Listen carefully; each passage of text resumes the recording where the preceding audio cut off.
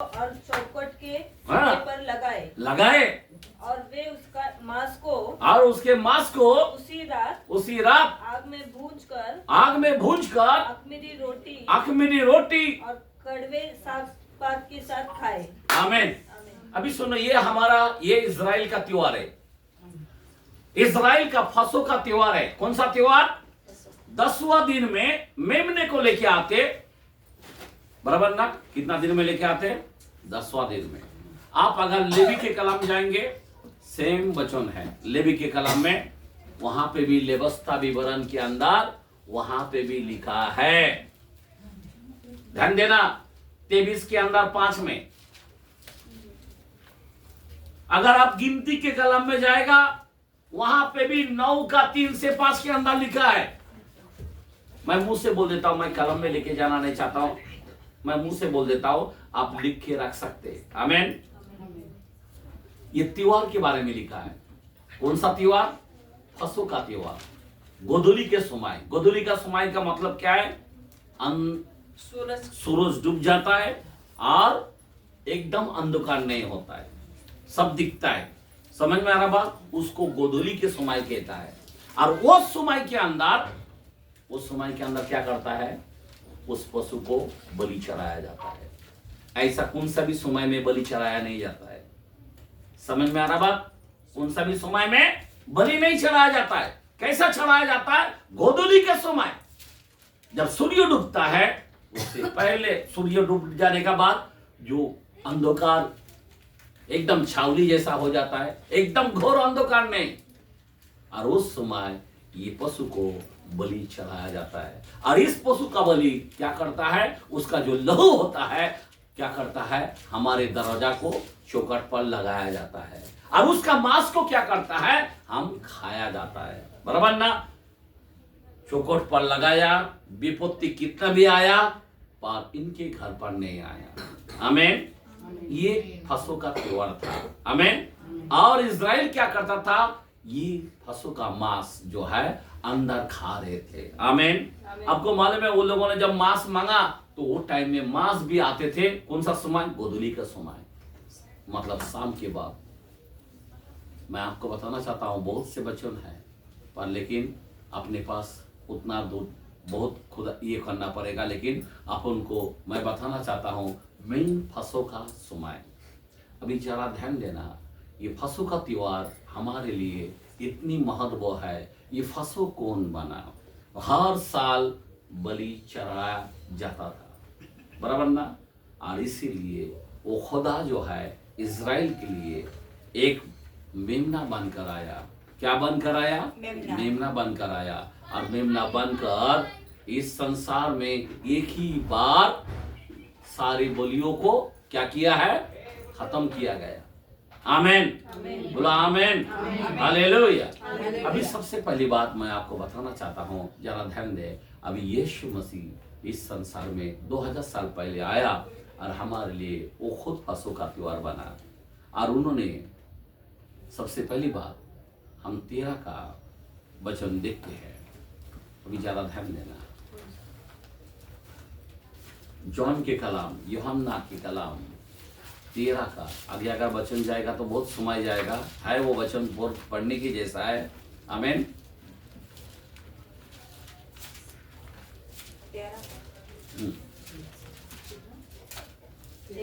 हाँ, 1 से पढ़ेंगे। फसह के पर्व से पहले। अभी सुन लो, अभी यीशु मसीह क्या कर रहा है?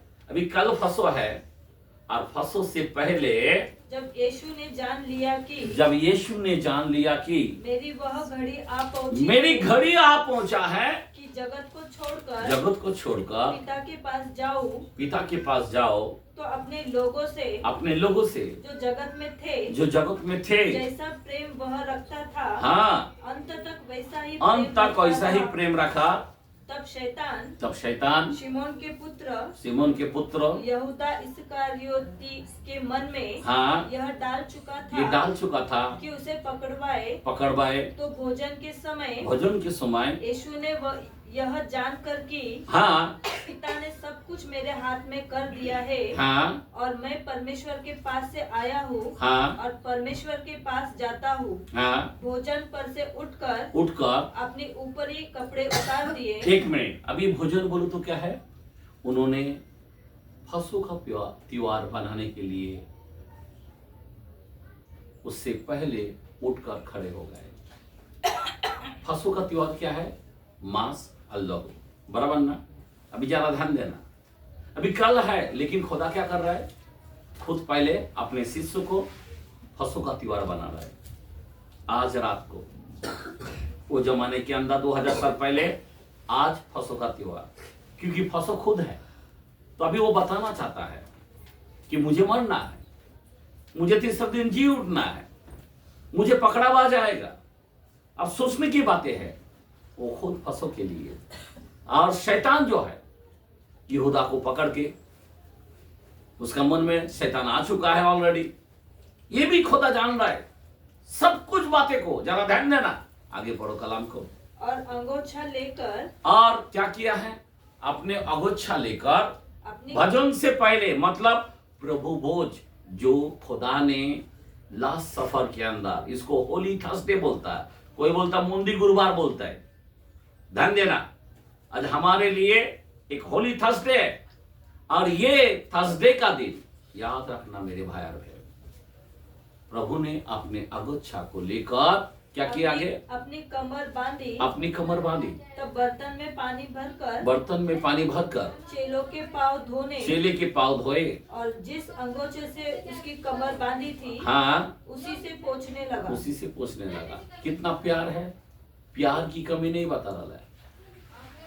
अभी उनको मालूम है कि मेरे को अभी आखिरी सफर में हम करे, तो प्रभु भोज से पहले पाँव धोना इम्पोर्टेंट है। आमीन। कितने लोग समझता है प्रभु ने भोजन छोड़ के पाँव धो रहा है, वो हमें सिखा रहा है, बराबर ना? कोई लोग पाँव धोना नहीं जानता, प्रभु भोज करना चाहता है, उसको दंड मिलेगा। तो हम लोग को प्रभु भोज से पहले पाँव धोने का रहता है। आमीन। ये लास्ट सफर बता रहा है। ओके, आगे पढ़ो। जब वह शमौन पतरस के पास आया, जब पतरस के पास आया, तब पतरस ने उससे कहा, हे प्रभु, क्या तू मेरे पाँव धोता है? हाँ, एक सोचने की बातें है।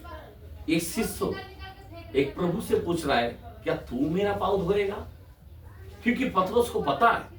अब जरा सोचने की बातें, ये कौन है? हमारा प्रभु कौन है? जो डॉक्टरों का डॉक्टर है। हमारा प्रभु कौन है? आकाश पृथ्वी को बनाने वाला। एक शब्द बोलता तो तारा आ जाता, एक शब्द बोलता चंद्रमा आ जाता, एक शब्द बोलता है सूर्योदय होता है। आमीन। एक शब्दों से, और वो जो सृष्टि का मालिक है, जो मेरे माँ के पेट में हमको रचा, और वो मेरा पाँव धोएगा।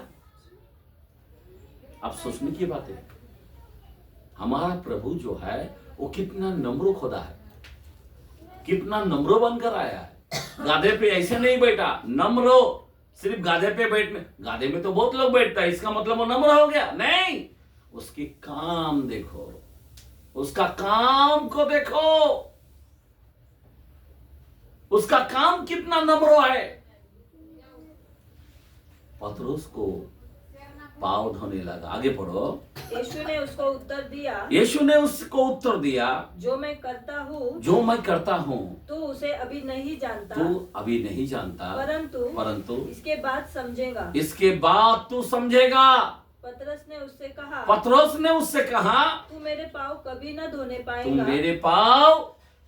धोने पाएगा। हाँ, यह सुनकर यीशु ने उससे कहा, यदि मैं तुझे न धोऊं तो मेरे साथ तेरा कुछ भी साझा नहीं। मतलब तेरा हमारा दोस्ती नहीं है। शिमोन पतरस ने उससे कहा, हाँ, हे प्रभु, तो मेरे पाँव ही नहीं, हाँ, वरन हाथ और सिर भी धो दे। ओके, आगे। यीशु ने उससे कहा, जो नहा चुका है उसे पाँव के सिवाय हाँ, और कुछ धोने की आवश्यकता नहीं। आमीन। परंतु हाँ, वह बिल्कुल शुद्ध है, और तुम शुद्ध हो। हाँ, परंतु सबके सबके सब नहीं, सबके सब नहीं है। आगे, वह तो अपने पकड़ने वाले को जानता था, वो तो पकड़ने वालों को जानता था, इसीलिए उसने कहा तुम सबके सब शुद्ध नहीं, तुम सबके सब शुद्ध नहीं। आगे बढ़ो। जब वह उनके पाँव जब उनका पाँव धो चुका और अपने कपड़े पहनकर फिर बैठ गया तो उसने कहा तो उनसे कहने लगा। एक मिनट, अभी बैठ गया मतलब क्या है? फसों का त्योहार बनाने के लिए। अब फसों क्या है? प्रभु भोज हमारे लिए, यीशु मसीह हमारे लिए बलिदान होना, बराबर ना? उसका मांस खाना, उसका रक्त तो पीना, बराबर ना? यही है फसों के त्योहार। और ये प्रभु भोज लेने से पहले पाँव धोना इंपॉर्टेंट होता है। बहुत से मंडली में है जो पाँव धोते नहीं है। बाइबल के अंदर लिखा है जो अनुचित रीति से खाता है वो दंड पाएगा। बहुत लोग बीमार हो चुका है, बहुत लोग मर भी गए इस कारण। बाइबल बोलता है खुला 1 कुरिन्थियों 11 के अंदर 28 से 31 के अंदर लिखा है। इसलिए बहुत सावधान होना, पाँव धोकर ही हमें प्रभु भोज लेना चाहिए। प्रभु भोज साधारण नहीं है। प्रभु पहला बैठा था, उठकर वापस पाँव धोया, पाँव धोने के बाद फिर वापस टेबल पर बैठा। आगे पढ़ो कलाम को। क्या तुम समझे कि मैंने तुम्हारे साथ क्या किया? तुम मुझे गुरु और प्रभु कहते हो और ठीक ही कहते हो। हाँ, क्योंकि मैं वही हूँ। यदि मैंने प्रभु और गुरु होकर तुम्हारे पाँव धोए तो तुम्हें भी एक दूसरे के पाँव धोना चाहिए। क्योंकि एक मिनट, चाहिए, ये सारे दुनिया को पाँव धोना चाहिए। जो विश्वासी कहलाता है उसको पाँव धोना चाहिए। आज हमारे लिए ये दिन है। जो पाँव धोते नहीं है, किधर भी जाके अपन प्रभु भोज लेता हूं, गलत, उसको दंड मिलेगा। ये नियम है। अगर विधि को पूरा करना है तो पाँव धोकर ही प्रभु भोज ले, नहीं तो ना ले। क्योंकि अनुचित रीति से ना खाए, अनुचित रीति से ना खाए। कोई भी व्यक्ति प्रभु भोज से पहले अपने पाँव को धोना चाहिए। जितने बार तुम प्रभु भोज लोगे उतने बार तुमको पाँव धोना चाहिए। आमीन। ऐसा नहीं कि साल में एक बार हम प्रभु भोज लेते हैं, हम हर महीने लेते हैं, बराबर। तो हम लोग को हमेशा प्रभु भोज से पहले पाँव धोना चाहिए। चर्च के अंदर, कलीसियों के अंदर याद रखना, एक दूसरे के पाँव धोना चाहिए। एक दूसरे को, मैं आपको कर रहा हूं, आप मेरा करना चाहिए। ये नियम है। अगर आप नहीं करोगे, खुदा खुद बोलता है मैं गुरु होकर अगर मैं तुम्हारे लिए कर सकता तो तुम्हें कैसा मानुष होना चाहिए। आज बहुत से मंडली पाँव धोने का नाम नहीं, बस प्रभु भोज दे देता है, समय नहीं है बोलता है, गलत। सब मंडली शापित हो रहा है, कलीसिया शापित हो रहा है, हमारे लोग शापित हो रहा है। मैं आपको बताना चाहता हूं, क्योंकि मैं नहीं बोल रहा, कलाम बोल रहा है। आप खोल के देख लेना 1 कुरिन्थियों के अंदर 11 के अंदर 28 से 31 के अंदर। इस सफर का जो है हमें ध्यान देना है। ये विधि है, ये फसों का त्योहार है हमारे लिए। ये प्रभु भोज, जो इज़राइल ने मांस खाया, इज़राइल ने लहू लगाया, उन पर बीमारी नहीं आया, उन पर मौत नहीं आ पाया। आप सोच सकते हो, वो लोग अंदर जब मांस खाया तो उनके कपड़े नहीं फटा, उनका जूते नहीं फटा। आमीन। उनके अंदर इतना सामर्थ्य आने लगा, बच्चा बड़ा होने लगा तो जूता भी बड़ा होने लगा। कितना चमत्कार! 40 साल का बच्चा, अभी 40 साल में कितना बड़ा बच्चा हो सकता है, लेकिन जूता ऑटोमेटिक बड़ा होते गया। आप समझ में आ रहा बात? खुदा में इतना चमत्कार है। मैं आपको बताना चाहता हूं, जिस खुदा को हम मानते हैं वो अद्भुत करता है, वो अद्भुत मंत्री है। वो अद्भुत खुदा है, सनातन पिता है वो, और वो हमारे लिए बेटा बनकर आया। आमीन, हालेलुया। वो यहोवा परमेश्वर बेटा बना, हमारे लिए प्राण दे दिया। एक लायन मेमना बना। आमीन। सोच सकते हो लायन है, सबको खा जाने वाला, और हम हमारे लिए खून बहाने वाला के लिए लाइन नहीं चलता, क्या चलता है? मेमना बनना पड़ता है। हमारे लिए इतना जीरो बन गया, परमेश्वर होने पर भी परमेश्वर नहीं जाना, जीरो बना, मेमना हो गया। लाइन है वो, पर लाइन नहीं जाना, मेमना बना।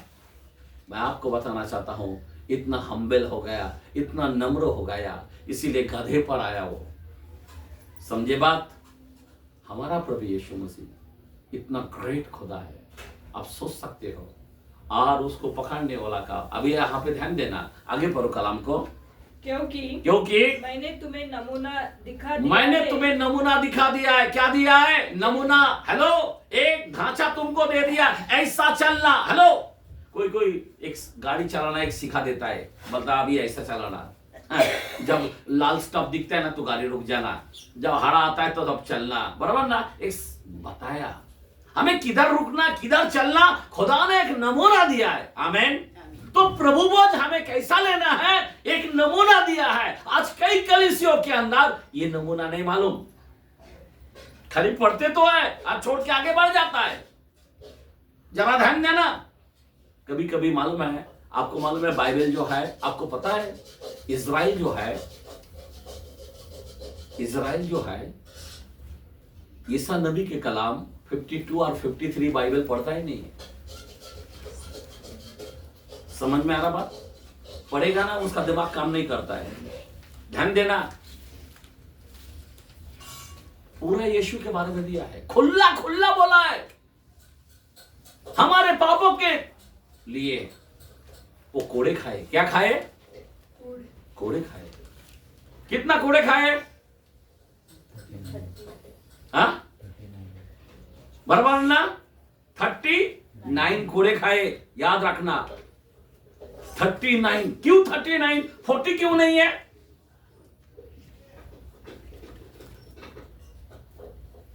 आगे क्यों नहीं है? 50 क्यों नहीं है? 39 कोड़े क्यों खाया? 39 ही क्यों? मैं आपको कलाम खोल के बताता हूं, जरा यहां पे हाथ रखते हैं। कोड़े खाने का मीनिंग कभी मैं बता देता हूं।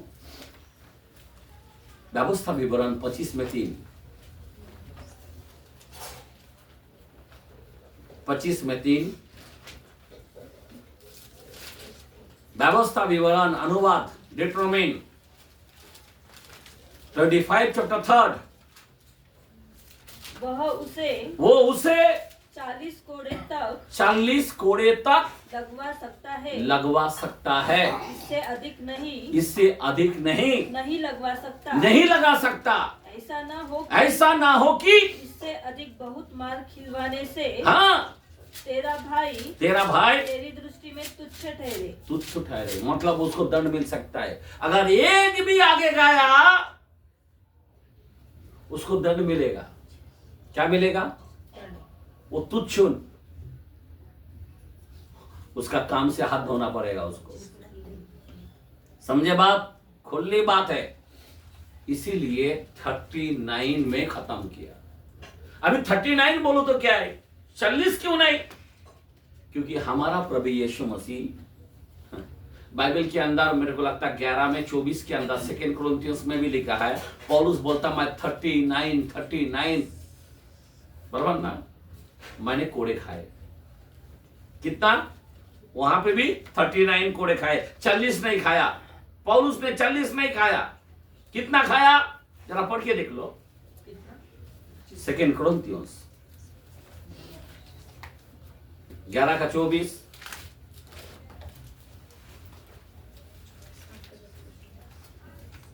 क्या लिखा है? 5 बार मैंने यहूदियों के हाथ से 39 कोड़े खाए। कितना 39 5 बार मैंने 39 मतलब 39 40 कभी नहीं, अभी 39 क्यों? अभी जरा ध्यान देना, यहां पे जरा ध्यान दो। कोई अगर आपको पूछेगा 39 क्यों कोड़े खाए, हमारा प्रभु क्या किया है? आजाओं को पूरा करने आए। क्या करने आए? आजाओं को पूरा करने आए। तो जूना करार का आजाए कितना था? हेलो, जूना करार का आजाए कितना था? 10। करेक्ट। कौन बोला है 10? जूना करार का आजाए कितना था? यस, कोई भी। अध्याय कितना है टोटल? कितना अध्याय है? अरे कमाल क्या यार, टोटल अध्याय उत्पत्ति से लेकर मालाकी तक कितना अध्याय है? 39 है। तो प्रभु ने एक अध्याय का एक कोड़े खाए। कितना कोड़े खाए? कितना कोड़े खाए? हर अध्याय का मार उसके पीठ पर आया। आप समझ में आ रहा बात? एक एक अध्याय का कोड़े उसके पीठ पर गिरा। 39 कोड़े खाए। आमीन। हमारा प्रभु यीशु क्या कहा? मैं वचन को गायब करने को नहीं आया, मैं उसको पूरा करने आया हूं। क्या बोला है? और प्रभु ने इस 39 कोड़े उन्होंने पूरा किया। Praise the Lord. आइए ताली मारेंगे यीशु के लिए। समझ में आ रहा बात?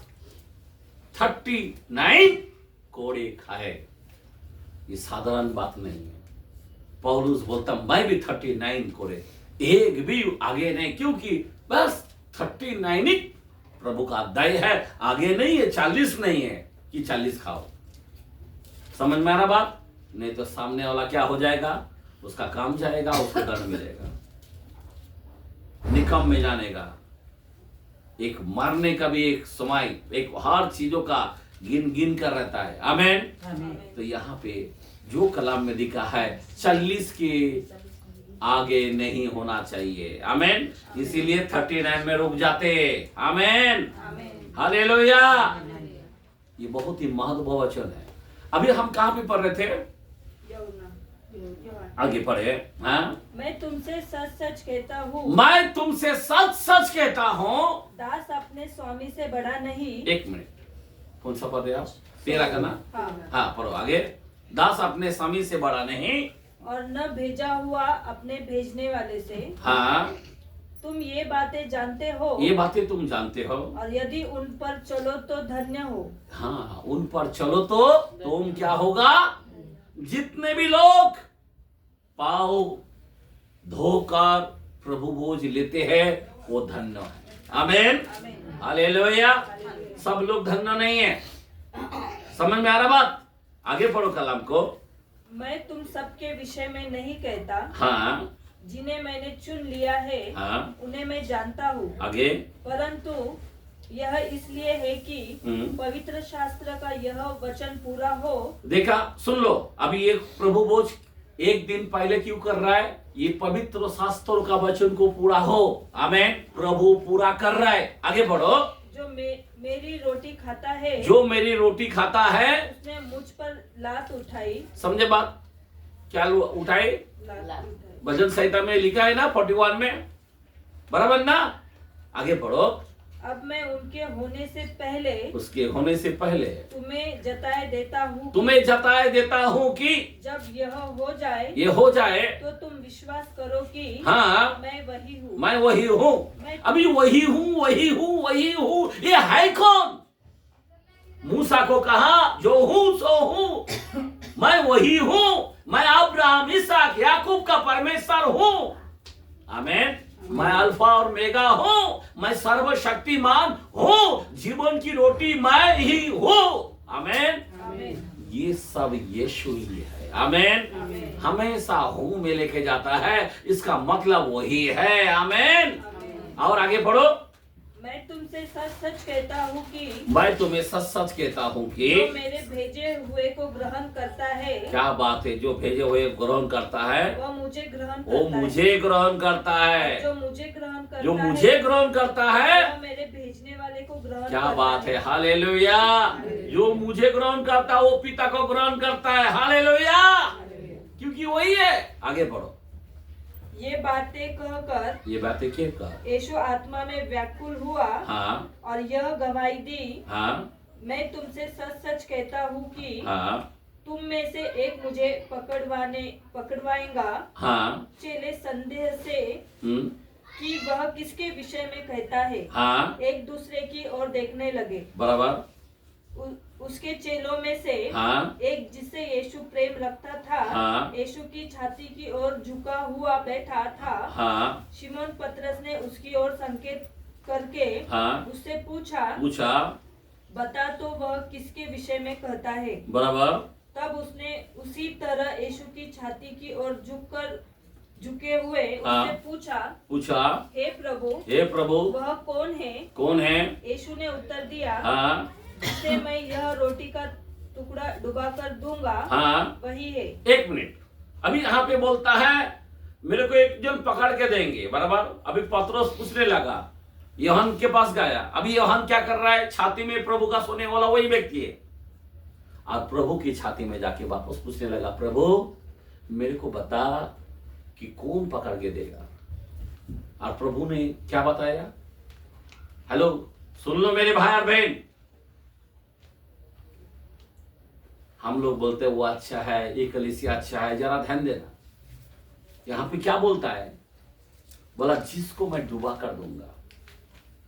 वाइन के अंदर रोटी को क्या करेगा, डुबा कर खिलाएगा, वो ही मेरे को पकड़ के देने वाला है। सबको डुबा कर नहीं बोला है, एक व्यक्ति को डुबा कर। आप समझ में आ रहा बात। अभी कौन सा कलीसिया है जो डूबा कर खाता है।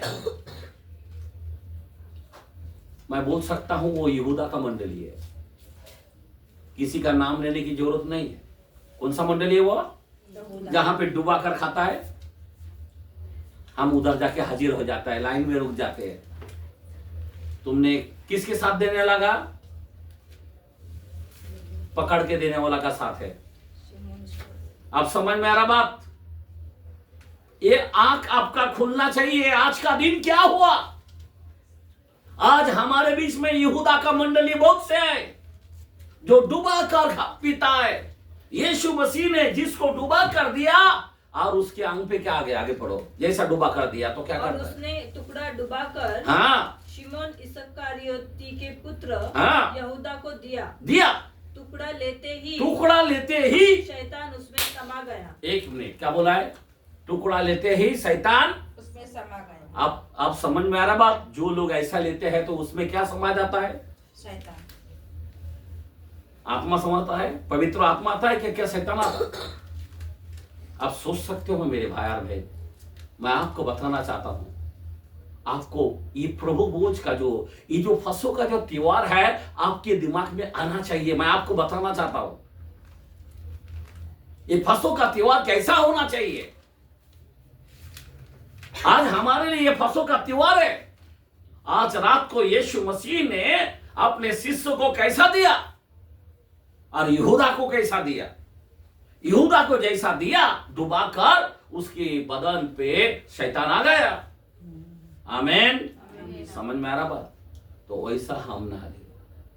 आगे पढ़ो कलाम को। तब यीशु ने उससे कहा, हाँ जो तू करता है तुरंत कर। देखो शैतान को बोला जा, तेरे को जो करना है कर ले, अभी तुरंत कर। आगे बढ़ो। परंतु हाँ बैठने वालों में से किसी ने न जाना कि उसने यह बात उससे किस लिए कही। हाँ यहूदा के पास थैली रहती थी। हाँ इसीलिए किसी ने समझा कि यीशु उससे कह रहा है कि जो कुछ हमें पर्व के लिए चाहिए वह मोल ले।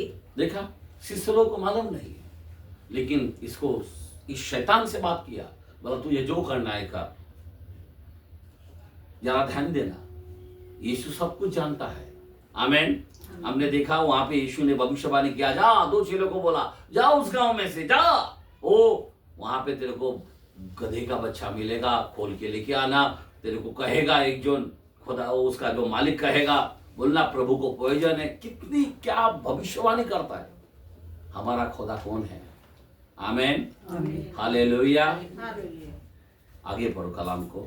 या यह कि कंगालों को कुछ दे दे। हाँ, आगे पढ़ो। वह टुकड़ा लेकर तुरंत बाहर चला गया।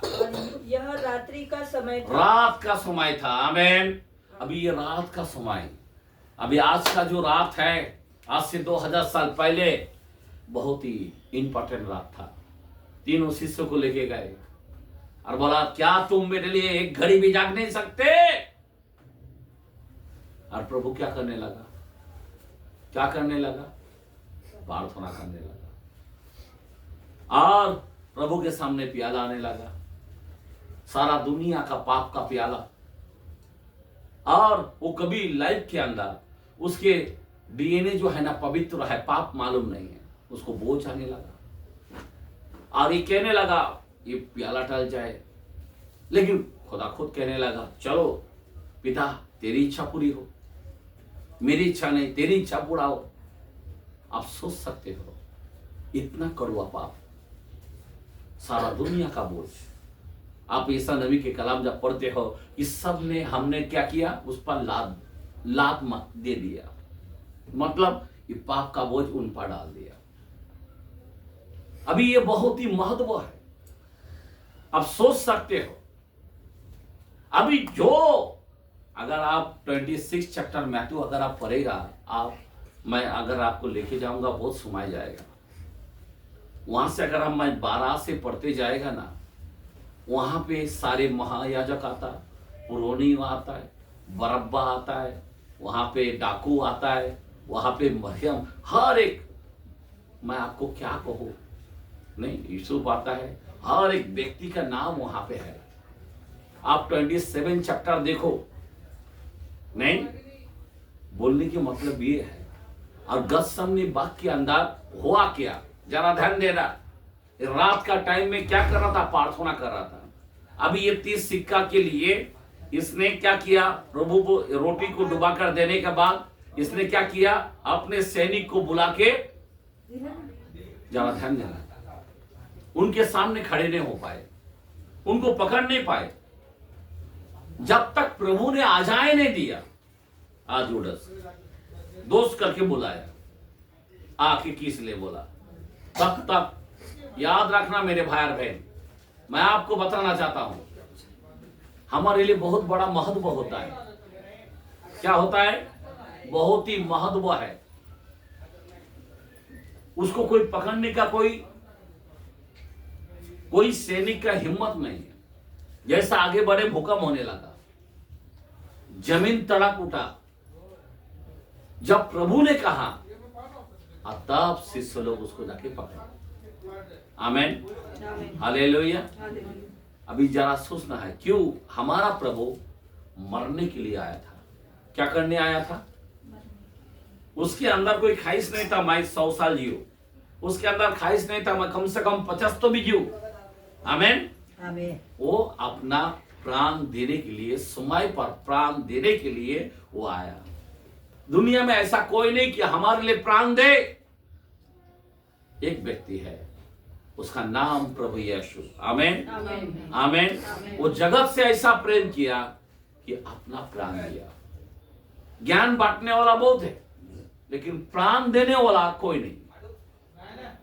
तो बोलने की मतलब है कि यीशु वो हमारे लिए प्राण दिया। अभी ध्यान देना, बहुत ही जरूरी है हमारे लिए प्राण देना। आप सोच सकते हो, उस समय भीड़ कहने लगा होसन्ना होसन्ना, बराबर ना? क्या कहने लगा? प्रभु मुझे बचाओ, प्रभु मुझे बचाओ। और इस समय जब पकड़ा गया और जब हाकिम जो पिलातुस है, और जब वो कहने लगा इसका कोई गलती नहीं है, इसका कोई पाप नहीं है, ये तो निर्दोष है, ये तो निष्कलंक है, ये तो बेदाग है, मैं अपने हाथ को धोता हूं। और तब क्या हुआ? वही पब्लिक क्या बोलने लगा? उनका खून मेरे बच्चे पर लगने दो। क्या कहने लगा? उसे क्रूस पर चढ़ाओ। सारा गर्दी उस पर कहने लगा। आप सोच सकते हो तो हमारा प्रभु क्या करने को आया? हमारे लिए जान देने आया। अगर जान नहीं दिया होता मृत्यु वही रहता था। समझ में आ रहा बात? हम लोग सब नरक में जाते थे, हम लोग सब अधोलोक में होते थे। हमारे अंदर कोई आशा नहीं होता, हमारे लिए पुनरुत्थान कभी नहीं होता था। बहुत लोग पुनरुत्थान के बारे में नहीं मालूम, लेकिन हम ईस्टर बनाएंगे पुनरुत्थान के बारे में। सारा दुनिया में कोई पुनरुत्थान नहीं, मीनिंग नहीं मालूम। हम लोगों के अंदर पुनरुत्थान है, हम मर के जी उठने वाला लोग हैं। हालेलुया। कितनी बड़ी बातें हैं। तो ये जो रात है हमारे लिए यीशु मसीह ने क्या किया है?